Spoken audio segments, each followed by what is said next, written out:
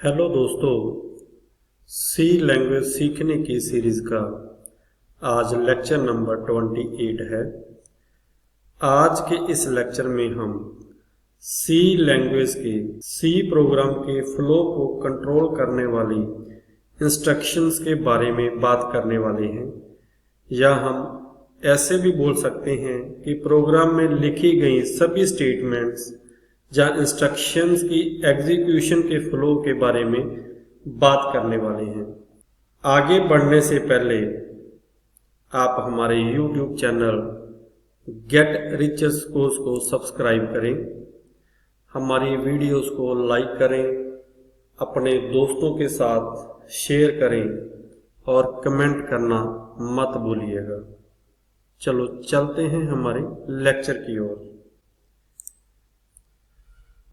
अगर हम अपनी रियल लाइफ की बात करें तो परिस्थितियों या शर्तों के आधार पर हमें बहुत सारे डिसीजन लेने पड़ते हैं।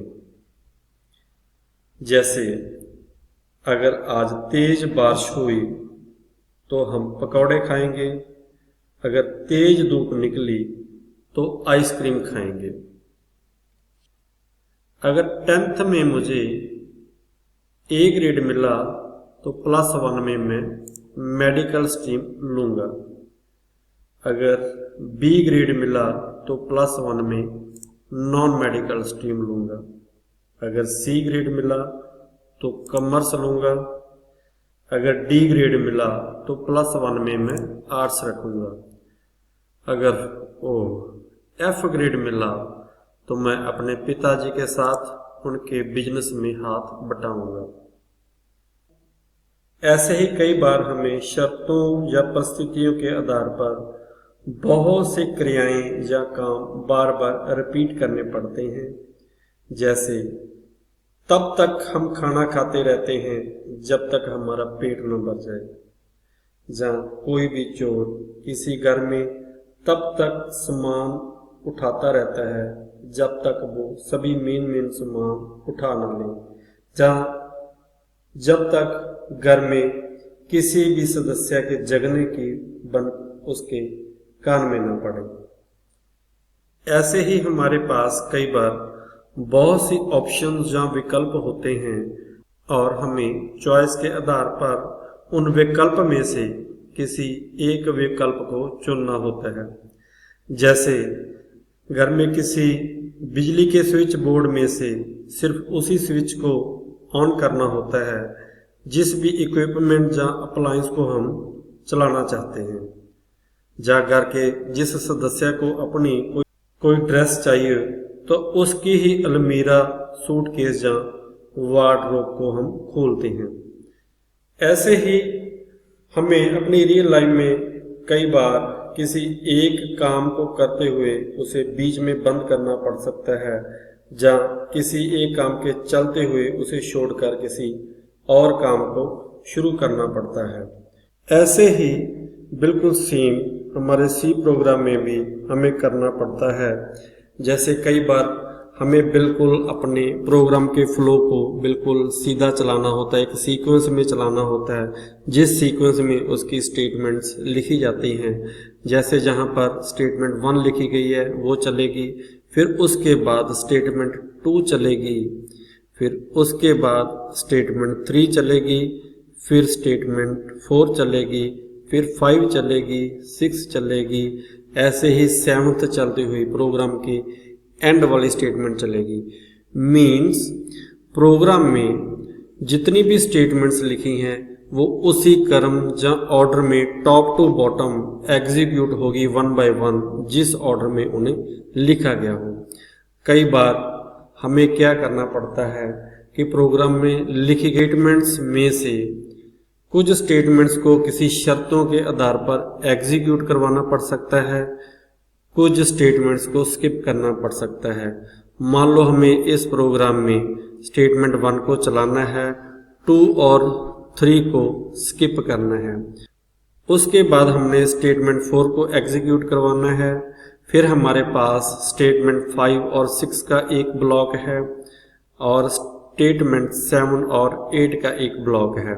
इन दोनों ब्लॉक्स में से शर्त के आधार पर किसी एक ब्लॉक को एग्जीक्यूट करवाना है और दूसरे ब्लॉक को हमने स्किप करवाना है, और उसके बाद हमने सभी स्टेटमेंट्स चलाते हुए स्टेटमेंट एन तक जाना है। इसी तरह सी प्रोग्राम में ऐसा भी हो सकता है कि हमारे पास बहुत सारे ब्लॉक्स हों, जैसे यहाँ पर हमारे पास स्टेटमेंट 2 का एक ब्लॉक है, जहाँ स्टेटमेंट 3 और 4 का एक ब्लॉक है, स्टेटमेंट 5, 6 और 7 का एक ब्लॉक है। हमारे पास बहुत सारे चॉइसेस हैं, जब ब्लॉक्स हैं, हम अपनी चॉइस की मैच करते हुए किसी भी इनमें से एक ब्लॉक को एग्जीक्यूट करवाना है। बिल्कुल सेम ऐसे ही जैसे हमने पहले डिस्कस किया था कि हमारे घर में एक स्विच बोर्ड लगा है बिजली का, तो हमने सिर्फ उस स्विच को ही ऑन करना है जिस अप्लायंस या इक्विपमेंट को हम चलाना चाहते हैं। ऐसे ही हमें कई बार प्रोग्राम के कुछ स्टेटमेंट्स या ब्लॉक ऑफ स्टेटमेंट्स को किसी शर्तों के आधार पर बार बार एग्जीक्यूट करवाना पड़ता है, और ऐसे भी हो सकता है कि हमें प्रोग्राम को चलते हुए बीच में छोड़ना पड़े, जहाँ एक स्टेटमेंट के चलते हुए उसके बाद प्रोग्राम के किसी और पार्ट पर जंप करना पड़े, जहाँ प्रोग्राम के पहले वाले स्टेटमेंट पर जंप करना पड़े। तो इसी को ही तो बोलते हैं कि हम प्रोग्राम के फ्लो को कंट्रोल कैसे करना है। ऐसे प्रोग्राम के फ्लो को कंट्रोल करने के लिए हमारे पास सी लैंग्वेज कंट्रोल इंस्ट्रक्शंस देती हैं, जो हमें फैसिलिटी देती हैं, जहाँ इनेबल करती हैं कि हम अपने प्रोग्राम की एग्जीक्यूशन के फ्लो को कैसे कंट्रोल करें।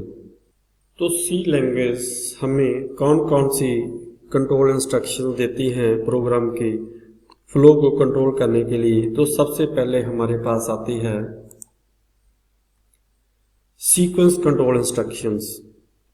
इस फैशन में क्या होता है कि प्रोग्राम में जितनी भी इंस्ट्रक्शंस लिखी गई हैं वो उस सेम सीक्वेंस में या सेम ऑर्डर में एग्जीक्यूट होगी जिस ऑर्डर में उन्हें लिखा गया है।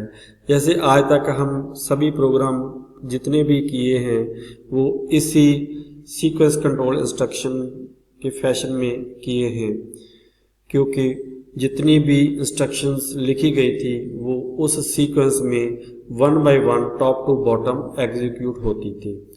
और एक हमारे पास आती है सिलेक्शन और डिसीजन कंट्रोल इंस्ट्रक्शन, जो हमें डिसीजन लेने पर मजबूर करती हैं कि किसी शर्तों के आधार पर हमने कौन सी स्टेटमेंट्स या ब्लॉक ऑफ स्टेटमेंट्स को एग्जीक्यूट करवाना है और किस ब्लॉक को या स्टेटमेंट्स को हमने स्किप करना है। ऐसे ही हमारे पास प्रोग्राम के किसी पार्ट या कुछ इंस्ट्रक्शंस को बार बार एग्जीक्यूट करने के लिए हमारे पास रेपिटेशन, आइटरेशन या लूप कंट्रोल इंस्ट्रक्शंस आती हैं, जो प्रोग्राम की किसी भी स्टेटमेंट्स या पार्ट ऑफ प्रोग्राम को बार बार शर्तों के आधार पर एग्जीक्यूट करती है। इसी तरह हमारे पास कुछ ब्लॉक्स होते हैं, उनको हम अपनी चॉइस के आधार पर एग्जीक्यूट करवाते हैं, जो हमारी चॉइस से मैच करते हैं। ऐसे हमारे पास प्रोग्राम के फ्लो को किसी एक पार्ट में से दूसरे पार्ट पर जंप करवाना हो तो हमारे पास कंट्रोल ट्रांसफर या जंप इंस्ट्रक्शंस आती हैं, जिस सभी इंस्ट्रक्शन जैसे selection, decision control instructions, repetition, iteration, loop control instructions, case control instructions, control transfer या जंप इंस्ट्रक्शंस हम आने वाली वीडियोस में डिटेल में करने वाले हैं। तो देखते रहिए हमारे आने वाले वीडियोस। जाने से पहले अगर आपने हमारा YouTube channel get rich course को सब्सक्राइब नहीं किया तो प्लीज़ उसे सब्सक्राइब करें और हमारी वीडियोस को लाइक करें, अपने दोस्तों के साथ शेयर करें और कमेंट भी करें। तो देखते रहिए हमारे आने वाली वीडियो, जिसमें हम सबसे पहले सिलेक्शन और डिसीजन कंट्रोल इंस्ट्रक्शंस करने वाले हैं। धन्यवाद।